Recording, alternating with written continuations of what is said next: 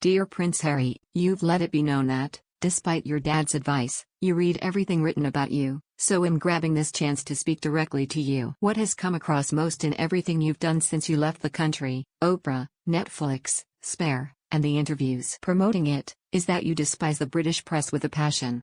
But I'd like to gently point something out to you. Not all journalists. We're not all alike. It's unfair to tar every one of us with the same brush. Personally, I've always been on your side. I like to think I've never been influenced, or leaned on, certainly not by any palace, Buckingham, crystal or otherwise. Every word I've written is purely what I believe. And as you've presumably seen, but maybe forgotten amongst all the other stuff, I've mostly written extremely positively about you, and your wife. I've regularly stuck up for you against accusations and criticisms leveled by other sections of the media. And am far from alone in this.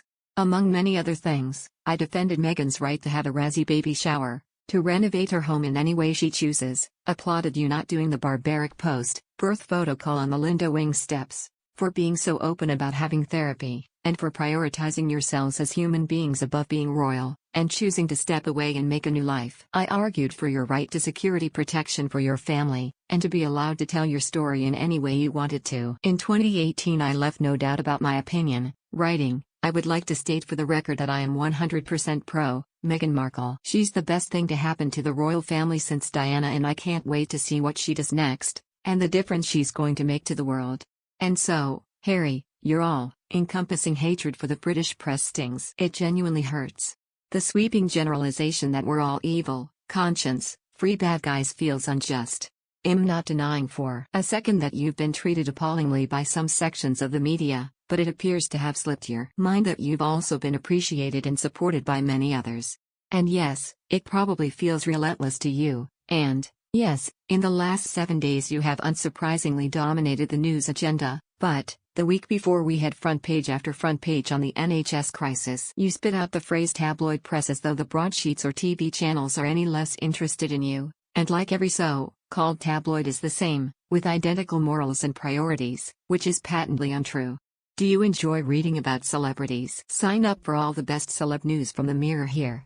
At the Mirror we stand for fairness and equality. We aim to speak for those without a voice, the nurses, hungry children, the disadvantaged, those overlooked, ill-treated, and forgotten. We try to make a difference.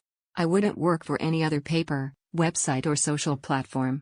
You're also judging the entire media on the way business was done in the 80s and 90s, which simply doesn't apply anymore. We've got a new regulation system and follow strict rules, which don't exist in the Wild West of the internet, social media and abroad. It's a world away now from what your mum had to put up with. Just like her, you have refused to be shackled by an institution, and done things your way. Of course this was always going to attract admiration and condemnation in equal measures from public and journalists alike. You've said that Spare is the last in your projects reviewing your past, and from now on you and your wife will be focused on moving forward. I hope that's true, it feels like time. I also hope that eventually you won't look back in anger, not at all of us, at least. Yours sincerely, Polly. Do you have a story to sell? Get in touch with us at webcelebs@mirror.co.uk or call us direct 0207 29 33 033.